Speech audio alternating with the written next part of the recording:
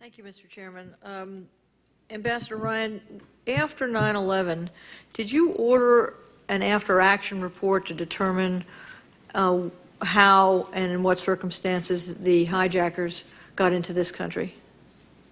I sent a retired senior Foreign Service officer to Saudi Arabia to look at the operations of the consular sections in both Riyadh and Jeddah, and he advised me that they had followed all the procedures that we had in place at the time. In other words, no one didn't follow the way visas should be adjudicated, that they adjudicated the visas correctly, that we lacked information. Did he make a written report to you?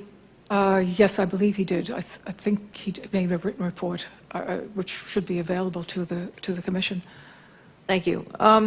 The biggest inconsistency on the face of it between the staff statement and your view of the efficacy of interviews is what I understand you to be saying is if these names had been in the system, we would have found these people and prevented them from getting visas because the name would have been in the system. And I take your point.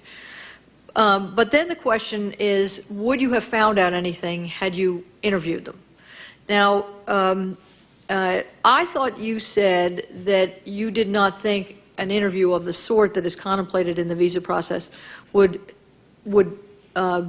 determine or provoke a question whether someone was a terrorist. Was that your testimony? Yes, in the type of visa interview that we were doing when I was in the Bureau of Consular Affairs, it's not a law enforcement kind of interview. It's just an interview. What we were basically trying to get at was whether the person was likely to remain in the country, in our country, illegally after his proposed visit to the United States.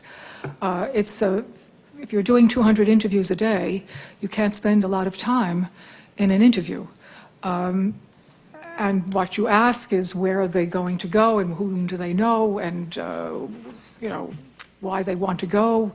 We always interviewed first-time students because we wanted to ensure that their English was sufficient to be able to undertake the course of study that they were planning to take and that their previous study in their own country had been of the type of study that would lead to higher education in the United States. It was a very cursory interview. There's also a body of thinking that the interpersonal interaction that you have with the applicant makes it harder to refuse the applicant because you get to know him or her a little bit by your questioning. So I think that it will be very instructive now that so many more people are being interviewed since September 11th. Once we have enough information about these interviews to see whether the interview alone will be able to detect a terrorist.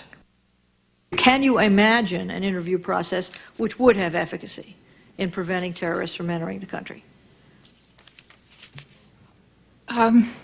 It would have to be a completely different interview process from the one that was before September 11th. It would have to be a much lengthier interview process. It's conceivable that in a much more law enforcement kind of interview, you would detect a terrorist. But that's something that you know, is for the administration and the Congress and the people to decide whether that's the kind of interviewing that we want. I mean, it's a risk management issue, and that's up to people who make our laws to decide that. Thank you.